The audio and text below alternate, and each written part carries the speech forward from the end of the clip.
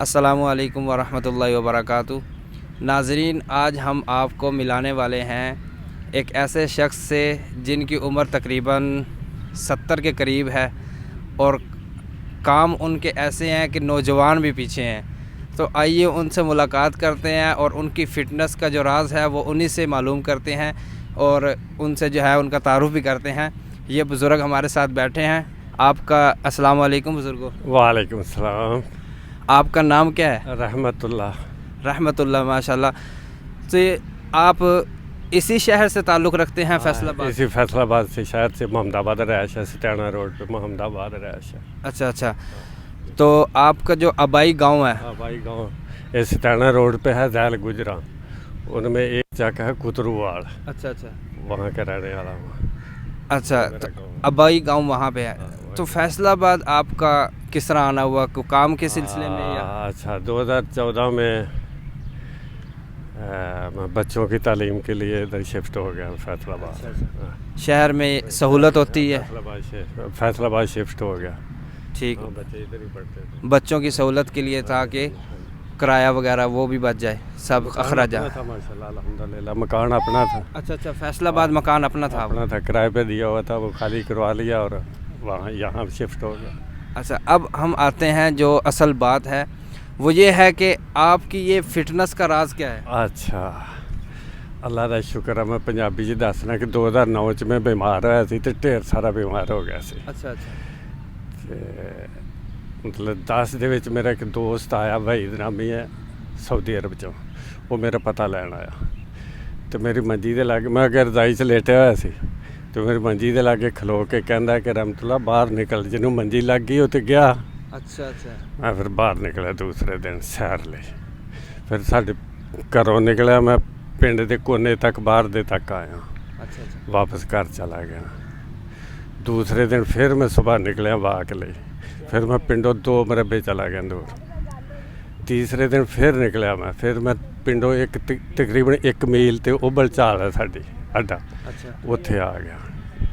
उतो फिर चौथे दिन मैं ग्राउंड च वड़ गया, स्कूल की ग्राउंड। 2000 उदों का ग्राउंड च वड़िया होया तकरीबन 10 तारीख का, 2010 का ग्राउंड च वड़िया होया। अजे तक नहीं मैं निकलिया। बस सुबह भी ग्राउंड च घंटा 1.5 लाना होंदा है, तो उधर पिछले टाइम भी असर पढ़ के ला ला, या शाम पढ़ के ला ला, या ईशा पढ़ के घंटा। कहने का मतलब ये है कि इत्थे टेक्निकल मस्जिद मेरा कंडक्ट है।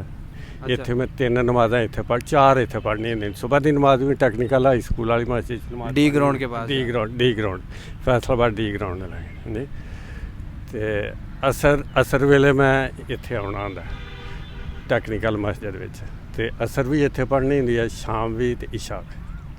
फिर मैं तो इस दौरान दे विच मैं किसी टाइम भी ग्राउंड दे विच टाइम लाउणा होंदा अपना एक्सरसाइज। असर, मगरिब और ईशा यहाँ टेक्निकल मस्जिद में, और फजर भी यहाँ पढ़नी है। और जोर जो मैं जामिया अहमदादिया में पढ़ता हूँ। ठीक हो गया।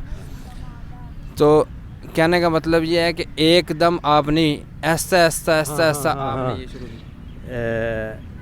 ये जो एक्सरसाइज है ना, हाँ जी, ये एक्सरसाइज, ये डी ग्राउंड में यहाँ पर एक मैं बच्चे को करते हुए देखा था। अच्छा। तो फिर ज़हनी तौर पे मैं भी तैयार हो गया, फिर मैं भी अभी बूढ़ा नहीं हुआ, मैं भी करूँगा और उस बच्चे से बेहतर कर लेता। जो टांगे ऊपर नीचे ले जानी होती हैं ना, ये बहुत मुश्किल होती हैं। ऊपर तो आसानी से चली जाती हैं झटके से, लेकिन नीचे कंट्रोल से आती है, कंट्रोल करना होता है। फिर ऊपर नीचे जाना बड़ा मुश्किल है। अच्छा, ये मैं पूछता हूँ आपसे कि ये करने में आपको इतनी उम्र होगी आपकी? जी। 70 के करीब है ना आपकी उम्र? बिल्कुल 68 साल जा रही है। 68 साल आपकी उम्र है। ये करने में आपको मुशक्क़त नहीं होती? मैनू इंजाए ना, ਉਹ ਕੀ ਕਹਿੰਦੇ ਨੇ, ਸਿਆਣੇ ਕਹਿੰਦੇ ਨੇ ਕਿ ਮੁਸ਼ਕਿਲ ਕੰਮ ਨੂੰ ਵੀ ਇੰਜਾਏ ਸਮਝ ਕੇ ਕਰੋਗੇ तो भी आसान हो जाएगा, आसान काम ਨੂੰ भी बोझ समझ के करोगे तो वो भी मुश्किल हो जाएगा। बहुत ही प्यारा जुमला इन्होंने बोला है कि मुश्किल काम को भी अगर आप समझ के करेंगे, इंजॉय समझ के करेंगे, वो भी आसान हो जाएगा। और आसान को भी आप मुश्किल समझो तो वो नहीं होगा। बोझ समझ के करेंगे ना, बोझ समझ के वो नहीं होएगा। और सियाने आंदे ने, पंजाबी की गल है कि ਜਿਹੜਾ ਢਿੱਡੋਂ ਹਰ ਗਿਆ ਹੋ ਗਿਆ। ਢਿੱਡੋਂ ਬੰਦੇ ਨੂੰ ਦਲੇਰ ਰਹਿਣਾ ਚਾਹੀਦਾ। ਬੰਦੇ ਦੀ ਜ਼ੇਨ 'ਚ ਹੋਵੇ ਕਿ ਕੰਮ ਕਰ ਗੁਜ਼ਰਨਾ, ਉਹ ਕਰ ਗੁਜ਼ਰਦਾ। ਠੀਕ ਹੋ ਗਿਆ। ਜ਼ਹਿਨੀ ਤੌਰ ਤੇ ਬੰਦਾ ਦਲੇਰ ਹੋਵੇ, ਦਿਲੀ ਤੌਰ ਤੇ ਬੰਦਾ ਦਲੇਰ ਹੋਵੇ ਕਿ ਮੈਂ ਕੰਮ ਕਰ ਗੁਜ਼ਰਨਾ ਹੈ ਔਰ ਕਰ ਗੁਜ਼ਰੇਗਾ। ਤੇ ਜੇ ਢਿੱਡੋਂ ਹੀ ਹਰ ਗਿਆ ਕੋ ਯਾਰ ਇਹ ਬੜਾ ਮੁਸ਼ਕਲ ਹੈ, ਇਹ ਨਹੀਂ ਹੋਣਾ, ਇਹ ਨਹੀਂ ਹੋਣਾ, ਉਹ ਜੇ ਹੋਣਾ ਵੀ ਹੋਵੇ ਤਾਂ ਵੀ ਨਹੀਂ ਹੁੰਦਾ। ਤੇ ਮੈਂ ਜ਼ਹਿਨੀ ਤੌਰ ਤੇ ਦਲੇਰ ਰਿਹਾ ਸਾਂ। ਮੈਂ ਕਿਹਾ ਸੀ ਉਹ ਬੱਚਾ ਕਰ ਰਿਹਾ ਤੇ ਮੈਂ ਵੀ ਕਰਾਂਗਾ। ਹੁਣ ਇਹ ਡੀ ਗਰਾਊਂਡ ਦੇ ਵਿੱਚ ਫੈਸਲਾਬਾਦ ਡੀ ਗਰਾਊਂਡ ਦੇ 2-3 ਲੜਕੇ ਨੇ ਜਿਹੜੇ ਕਰਦੇ ਨੇ। ਅੱਛਾ ਹਾਂ, ਬਾਕੀ ਨਹੀਂ ਕੋਈ ਵੀ ਕਰਦੇ ਨੇ, ਨਹੀਂ ਹੋ ਸਕਦਾ। ਅੱਛਾ, ਸ਼ੁਕਰ ਹੈ, ਅੱਲਾ ਦਾ ਸ਼ੁਕਰ ਹੈ। ਇਹ ਮਤਲਬ ਸਵੇਰ ਘੰਟਾ ਲਾ ਲੈਣ ਦਿਹਾੜੀ ਚੰਗੀ ਗੁਜ਼ਰ ਜਾਂਦੀ ਹੈ। ਠੀਕ ਹੋ ਗਿਆ। ਰਾਤ ਨੂੰ ਇਸ ਟਾਈਮ ਤੇ ਘੰਟਾ ਲਾ ਲਿਆ, ਅੱਧਾ ਲਾ ਲੈਣਾ ਤੇ ਫਿਰ ਰਾਤ ਚੰਗੀ ਨੀਂਦ ਚੰਗੀ ਆਉਂਦੀ ਹੈ। ਟੁੱਕਰ ਦੀ ਬੁਰਕੀ ਵੀ ਖਾਧੀ ਜਾਂਦੀ ਹੈ। ਵਾਲਕ अच्छा, बाकी मैं आपसे ये कहूँगा कि हमारी आवाम को आप कोई पैगाम देना चाहते हैं? ਪੈਗਾਮ ਤੇ ਮੈਂ ਦੇ ਚੁੱਕਾ। ਜ਼ਹਿਨੀ ਤੌਰ ਤੇ ਬੰਦੇ ਨੂੰ ਦਲੇਰ ਹੋਣਾ ਚਾਹੀਦਾ। ਦੂਸਰਾ ਹੈ ਵੀ ਸਵੇਰ ਕਮ ਤੋਂ ਕਮ ਸਵੇਰ ਅੱਲਾਹ ਪਾਕ ਨੂੰ ਜਿਹੜਾ ਸਾਰੀ ਦਿਹਾੜੀ ਉਹ ਦੇ ਰਿਹਾ, ਸਭ ਕੁਝ ਦੇ ਰਿਹਾ, ਸਾਰਾ ਹੀ ਸਾਡਾ ਖਿਆਲ ਕਰ ਰਿਹਾ, ਹਰ ਚੀਜ਼ ਉਹਦੇ ਕੰਟਰੋਲ 'ਚ, ਹਰ ਚੀਜ਼ ਉਹ ਸਾਨੂੰ ਦੇ ਰਿਹਾ। ਤੁਹਾਨੂੰ ਯਾਦ ਕਰਕੇ ਤੇ ਨਿਕਲੋ। ਸਿਆਣੇ ਕਹਿੰਦੇ ਨੇ ਦਰਵਾਜ਼ਾ ਵਡੇਰੇ ਦਾ ਦਰਵਾਜ਼ਾ ਖੜਕਾਉਂਦੇ ਰਹੋ, ਕਦੀ ਨਾ ਕਦੀ ਤੇ ਖੋਲ੍ਹੇਗਾ ਹੀ। ਉਹਦਾ ਦਰਵਾਜ਼ਾ ਖੜਕਾਇਆ ਕਰੋ। ਵਡੇਰੇ ਦਾ ਉਹ ਵਡੇਰਾ ਹੈ, ਉਹਦਾ ਦਰਵਾਜ਼ਾ ਖੜਕਾਇਆ ਕਰੋ। ਕਮ ਤੋਂ ਕਮ 5 ਨਮਾਜ਼ਾਂ ਨਹੀਂ ਤਾਂ ਸੁਬਹ ਦੀ ਤਾਂ ਪੜ੍ਹੋ। ਹਾਂਜੀ, ਸੁਬਹ ਦੀ पढ़ के करो निकलो। अल्लाह पाक सारा दिन मदद करता।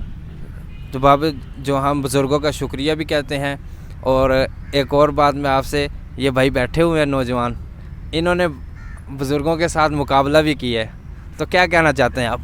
मैं ज़रा करीब आ जाता हूँ।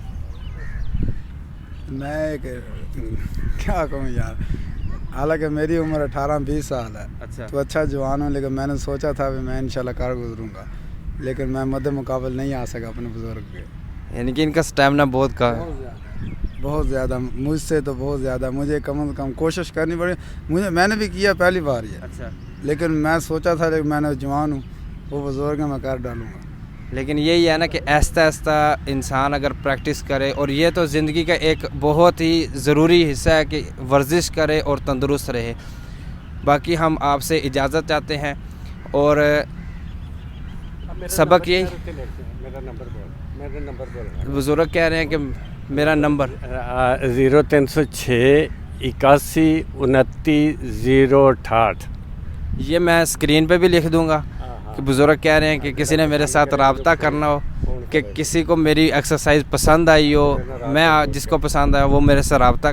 चैनल को जो है ये सब्सक्राइब क्या है तो कि चैनल ਨੂੰ ਕਰਨਾ, सुरख बटन दबाना, बटन। चलो जो जेड़ा भी तरीक़ेकार है कर लिओगे। और मेहरबानी करो कि मेरी तरह तुसी भी बाबे ਨੂੰ ਹੌਲਾ ਨਾ ਲਿਓ। बाबा बहुत तकड़ा है ਤੁਹਾਡੇ ਤੋਂ। ਜਿਹੜਾ ਵੀ ਨੌਜਵਾਨ ਆਣਾ ਚਾਹਵੇ, ਮੇਰੇ ਯਾਰ ਵੀ ਹੋ, मैं भी नौजवान हाँ, लेकिन बहुत तकड़ा है माशाल्लाह। अल्लाह ज़िंदगी करे ना दी। शुक्रिया नाजरीन, मिलते हैं अगली वीडियो में। अल्लाह हाफिज़।